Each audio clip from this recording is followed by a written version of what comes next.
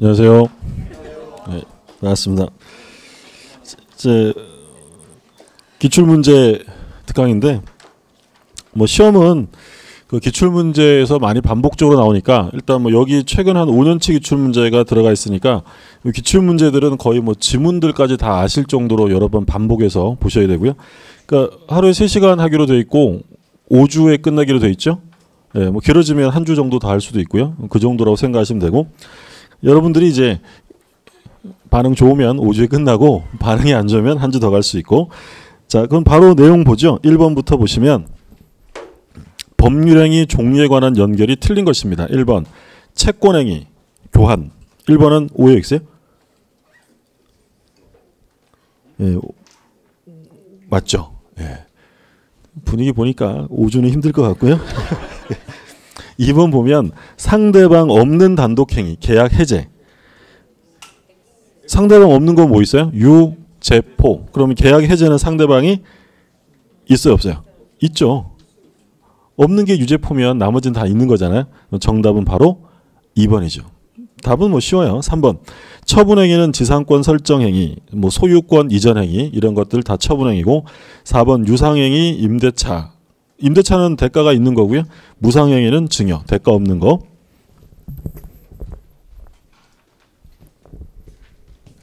법률행위인데 법률행위는 뭐 기본적으로 의의를 생각해 보면 법률행위라고 하는 건 반드시 뭐가 들어가야 돼요? 반드시 의사표시. 의사표시 없는 법률행위란 있을 수 없다고 했죠. 그래서 법률행위가 효과가 생기는 건 무엇에 의해서냐면 의사표시에서 효과가 생기고, 그래서 비교했던 건 준법률행위는 무엇에 의해서 생겨요? 의사표시가 아니라 법률 규정. 그게 이제 법률행위, 의사표시를 필수 요소라는 법률 요건을 말합니다. 그럼 법률행위에 이제 종류가 있었잖아요. 법률행위의 종류.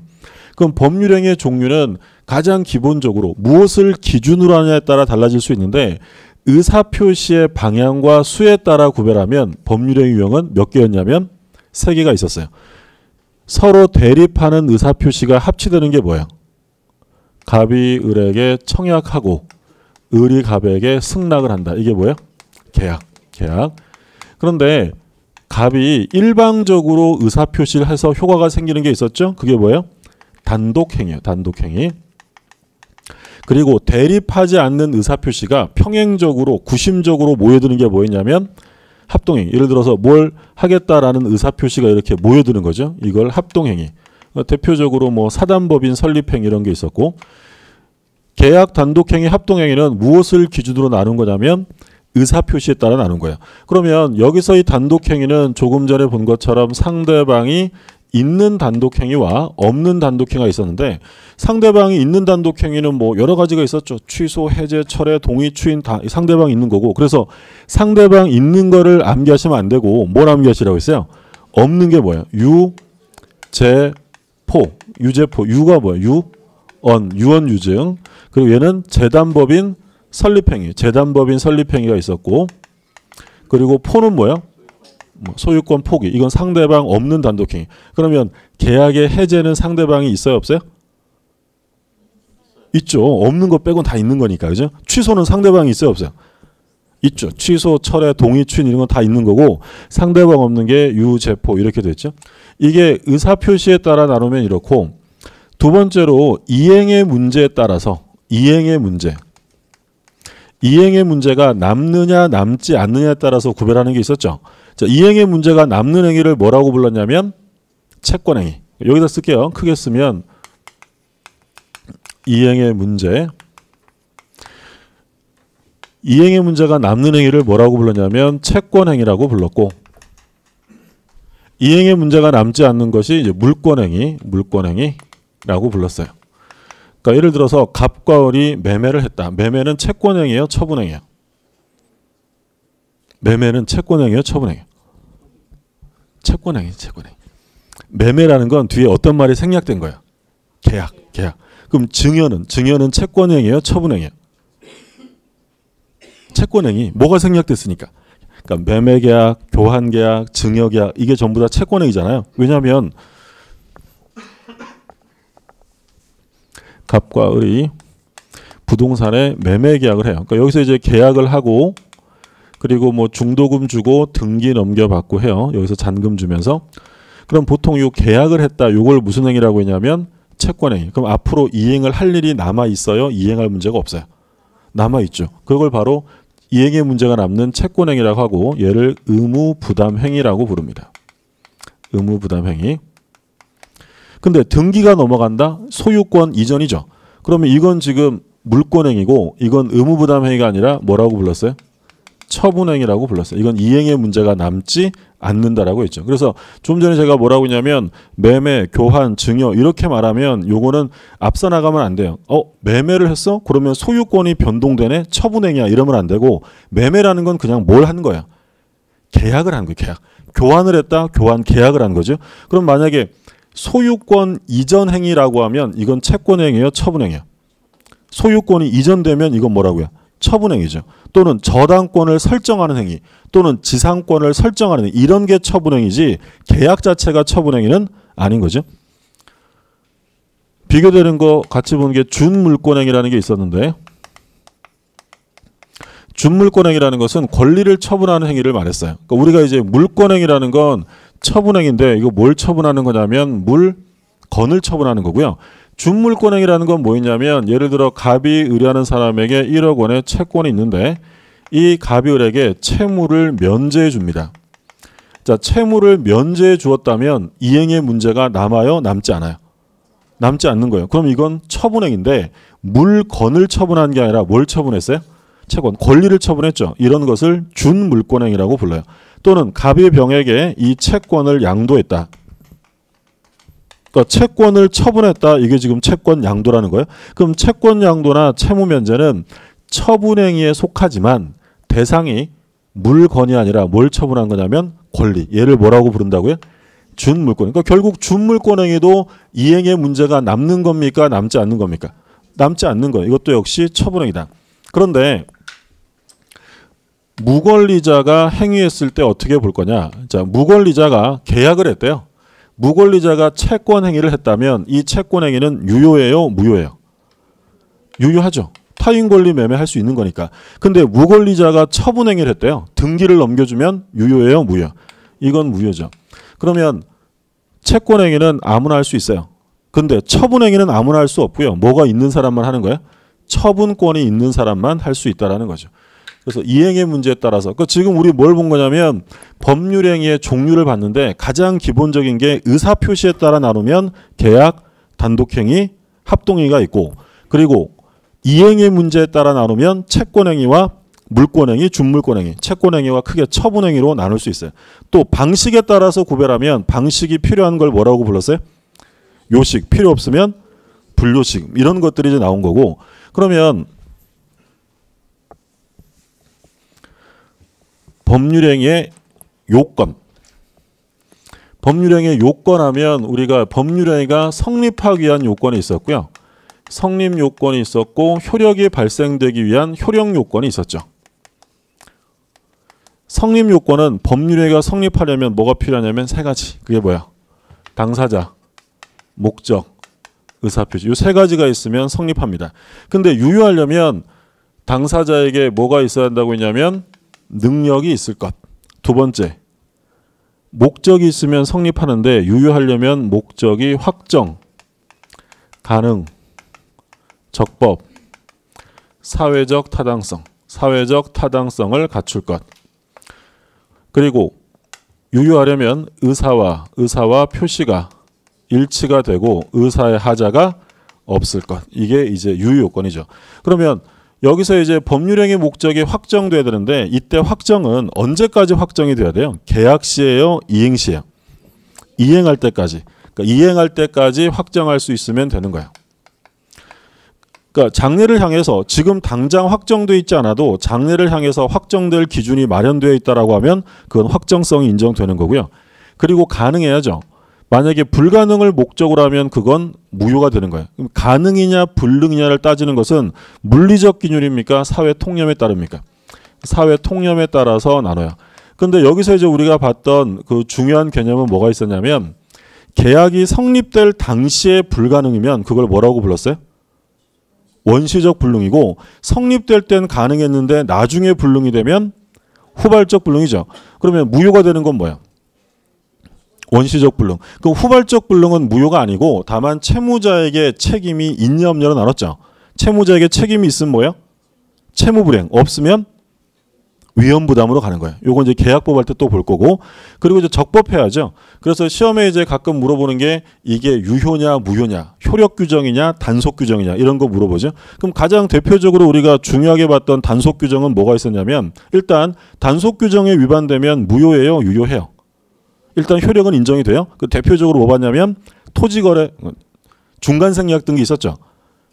토지거래하고는 효력 규정이고 단속 규정으로 봤던 가장 대표적인 게 중간생략 등기를 부동산 등기 특별조치법에서 금지하는데 중간생략 등기 합의하면 무효예요, 유효해요.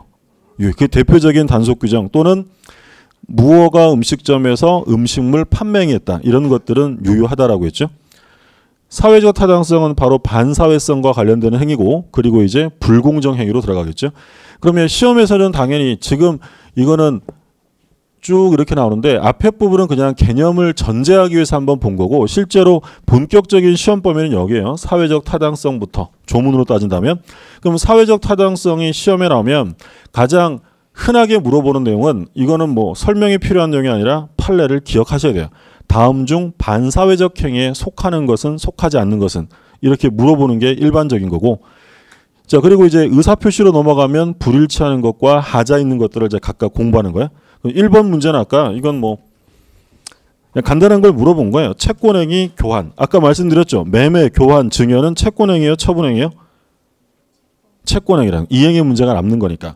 그러면 3번처럼 지상권 설정행위 또는 소유권 이전행위, 저당권 설정행위 이렇게 물어보면 그건 무슨 행위가 되냐면 처분행위가 되는 거죠. 자 그러면 2번 문제를 보죠. 다음 중 의무부담 행위가 아닌 것은 그러니까 바꿔서 말하면 뭘 찾으라는 거야? 처분행위 찾으라는 거야. 그러니까 의무부담 행위 채권행위가 아닌 걸 찾으라는 거니까 1번 교환 2번 임대차 3번 재매매약 4번 주택분양계약 5번 채권양도 답은 뭐겠어요? 채권양도죠. 채권양도는 처분행위죠. 다만 권리를 처분하는 거니까 이걸 뭐라고 불렀냐면 준물권행위라고 부른 거예요. 준물권행위. 자 3번 문제 보시면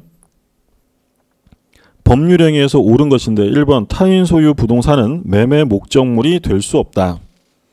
자 타인물에 매매할 수 있죠. 계약은 무권리자라도 할 수 있다고 했고 2번 정지조건부 법률행위에서 조건의 성취는 법률행위의 효력 발생 요건이다. 자 정지조건은 성취되면 법률행위가 성립해요. 효력이 생기는 거야. 효력이 생기는 거죠. 해제조건은 성취되면 효력이 소멸하는 거고 그러니까 이 정지조건부 법률행위에서 조건의 성취는 성립요건이라고 하면 틀려요. 성립요건이 아니라 무슨 요건이라고요? 효력 발생 요건이다. 2번이 옳은 지문 정답이고 3번 사회질서 위반을 이유로 하는 법률행위의 무효는 선의의 제3자에게 대항할 수 없다. 자 반사회적 무효가 절대적 무효인지 상대적 무효인지를 묻는 거죠. 반사회적 무효는 절대적이에요? 상대적이에요? 절대적이죠. 그럼 선의의 제3자에게 대항할 수 있다라고 해야겠죠. 무슨 말인지 아시죠? 예. 우리가 비진의 표시랑 통정호의 표시는 상대적 무효죠. 그럼 상대적 무효는 선의의 제3자에게 대항할 수 있다라고 돼요? 없다라고 돼요? 아니 갑이랑 을이랑 가장매매를 해요. 가장매매로 등기를 넘겨줍니다. 자, 그럼 가장매매는 통정호의 표시니까 이거 무효죠. 근데 을이 이걸 병한테 팔았다. 그럼 얘는 보호 못 받아요? 선이면 보호돼요. 선이면 보호되죠. 그러니까 이런 무효를 절대적 무효가 아니라 상대적 무효라고 했죠. 그러면 통정호의 표시 무효는 선의의 제3자에게 대항할 수 있어요? 없어요? 대항할 수? 누가 보호돼요? 대항이란 말이 어려우면 주장이라고 바꿔서 쓰라고 했죠. 주장할 수 있어요? 없어요? 갑이 야 그거 무효다 이러면서 선의의 병에게 주장할 수 없는 거, 대항할 수 없는 거잖아요. 그럼 대항할 수 없다는 게 이 제3자가 보호가 된다는 거고 만약에 반사회적 무효면 제3자가 보호돼야 안 돼요? 안 돼요. 그러면 반사회적 무효를 가지고는 제3자에게 대항할 수 있다라고 해야죠. 그렇죠. 그 얘기하는 거예요. 10주짜리 같아. 4번 보세요. 4번. 불공정 법률행위는 추인하면 유효로 된다. 자, 절대 안 되는 거죠. 무효행위를 추인했다. 그러면 알고 추인하면 새로운 행위로 인정이 되잖아요. 근데 절대로 추인될 수 없는 게 뭐라고 했냐면 반사회적 행위, 불공정 행위. 그렇죠? 4번 틀렸고 5번. 계약이 체결된 후 매매 목적 건물이 전소된 경우 그 매매 계약은 무효이다. 이건 왜 유효일까요? 그 후발적 불능이에요. 그렇죠? 계약이 체결된 다음에 불능이 된 거니까 계약 체결 당시부터 불능이면 그건 무효가 되겠죠. 그래서 옳은 지문은 2번이 되겠고 4번. 무효인 법률행위입니다. 1번. 지역권의 저당권을 설정하는 계약. 1번 바로 무효. 정답 1번이죠. 자, 2번 무허가 음식점의 음식물 판매행위죠. 이건 단속 규정이니까 유효하다라고 했고 3번 임대인의 동의 없는 임차인의 전대차 계약. 자, 동의를 얻지 않으면 전대차 계약이 무효일까요? 대항할 수 없는 걸까요? 대항할 수 없는 거지 효력 요건은 아니에요. 그럼 만약에 다른 말로 표현하면 임차권의 양도에서 임대인의 동의는 효력 요건이다라고 하면 오해엑스예요. 효력 요건이 아니고 없어도 유효한 거고요. 다만 대항 요건이에요. 그 전차인이 임대인에게 대항할 수 없는 거죠. 그 다음에 4번 존속기간이 영구적인 구분지상권 설정 계약. 자, 지상권은 영구무한으로 설정할 수 있어요, 없어요? 있죠. 일단 지상권은 최장기 제한이에요, 최단기 제한이에요? 최단기 몇 년이냐면 30년, 15년, 5년 이렇게 되잖아요. 최장기 제한은 없고 우리 판례는 영구무한으로 인정하는 것도 가능하다. 지역권도 영구무한으로 할 수 있어요. 지역권도. 5번. 다른 공유자의 동의 없이 자신의 공유 지분에 대해 저당권을 설정하는 행위. 자, 공유 지분이라는 것은 독립된 권리라고 했죠. 공유 지분 처분할 때 다른 공유자의 동의를 얻어야 돼요? 필요 없어요? 필요 없어요. 그러니까 당연히 자유롭게 지분의 저당권을 설정할 수 있죠. 그래서 유효합니다. 그래서 무효인 건 뭐만 무효냐면 1번. 자, 저당권이라는 거 물권에 있어요. 물권의 대상은 원칙은 뭐가 대상일까요? 대상은 원칙. 무엇에 대한 권리죠? 물건. 그 원칙은 물건이에요. 물건. 그런데 예외적으로 어디에 성립하는 게 있다고 했냐면 권리를 대상으로 하는 물권이 있어요. 그래서 만약에 지문에 물권의 대상은 물건에 한정한다라고 하면 틀려요. 권리를 대상으로 하는 경우도 있어요. 그럼 우리 시험 범위 내에서 권리를 대상으로 하는 물권은 뭐가 있냐면 저당권이에요. 그럼 이 저당권이라는 것은 토지나 건물, 이게 보통이잖아요. 물건 위에 설정하는 게 보통이지만 어디에 설정할 수도 있다고 했냐면 지상권하고 전세권에도 설정할 수 있어요. 근데 뭐가 들어가면 틀려요. 지역권은 저당권의 설정 목적으로 할 수 없다. 왜 안 된다고 했냐면 나중에 우리가 지역권에서 또 공부하는데 지역권은 다른 권리의 목적으로 할 수 없다라고 규정했어요. 지역권은 독자적으로 다른 거 저당자표 이런 걸 허용하지 않겠다고 법이 정한 거예요. 만약에 그러면 지역권을 저당권 설정을 해버리면 그건 무엇을 위반하는 거냐면 물권 법정주의를 위반하는 거예요. 내용강조 위반이니까 무효다. 답은 1번이고 자 5번 보세요. 법률행위 효력이 발생하기 위한 요건이 아닌 것은 1번 대리행위에서 대리권의 존재. 그럼 바꿔서 말하면 효력 요건 아닌 걸 찾으라는 거예요. 그럼 대리행위가 효력이 생기려면 당연히 뭐가 있어야 돼요? 대리권. 대리권 없으면 본인에 대해서 효력이 없으니까. 2번 정지조건부 법률행위에서 조건의 성취. 이거 좀 전에 나왔던 질문이죠. 정지조건이 성취되면 효력이 생기니까 특별 유효요건이고 3번 농지거래계약에서 농지취득 자격증명. 자, 농취증은 유효요건이에요? 없어도 유효해요? 없어도 유효. 나중에 추안하면 된다라고 했죠? 정답 3번입니다. 4번 법률행위 내용의 적법성. 적법해야 유효한 것이고 5번 토지거래 허가구역 내에서 토지거래 계약에 관한 관할관청의 허가를 받아야 유효가 되죠. 그래서 정답은 3번. 근데 우리가 3번 판례는 좀 더 봤었는데 여기서 농취증이 없어도 농지매매 계약이 유효하다라는 것은요. 계약을 체결한 사람이 나중에라도 농취증을 받을 수 있는 사람이어야 돼요? 받을 수 없어도 마찬가지예요. 받을 수 있어야 돼요. 얘는 원래 농사 짓는 사람이 아니에요. 그럼 농사 짓지 않아서 원래 농취증을 얻을 수 없는 사람이 농지매매계약을 했다면 그 매매계약은 무효다라는 게 판례였어요. 그러니까 구별하실 점은 농취증이 없어도 계약이 유효하다라고 나오는 일반적인 이 판례는 그 사람이 나중에라도 농취증을 받을 수 있는 사람임을 전제로 하는 거예요. 그 다음에 6번 반사회적 행위가 아닌 것은 1번 무허가 건물의 임대행위. 반사회적이 아니에요. 당연히 아니죠. 무허가 건물 판다, 임대한다 얼마든지 할 수 있는 거죠. 바로 정답 1번. 2번 뭐 부척관계에 대한 처의 사전 승인. 3번 부척관계 종료를 해제 조건으로 처백의 증여. 뻔하잖아요. 4번 공무원이 직무에 관해서 청탁받고 뭐 했다. 5번 변호사 아닌 사람이 소송하고 뭐 받기로 했다. 이런 것들 다 반사회적 행위죠. 그래서 우리가 수험상으로 그 반사회적 행위 아닌 것으로 시험에 잘 나오는 거 103조가 아니다. 반사회적으로 볼 수 없다라는 거 가장 대표적인 게 뭐였냐면 강제 집행을 면할 목적.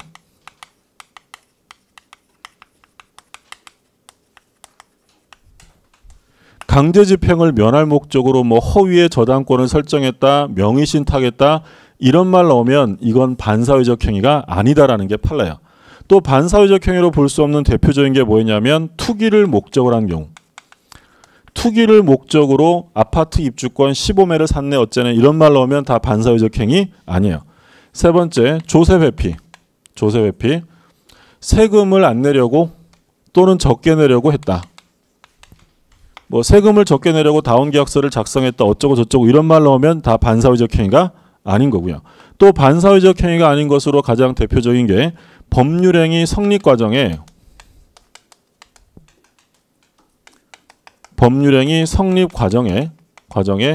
강박이 개입이 되었다.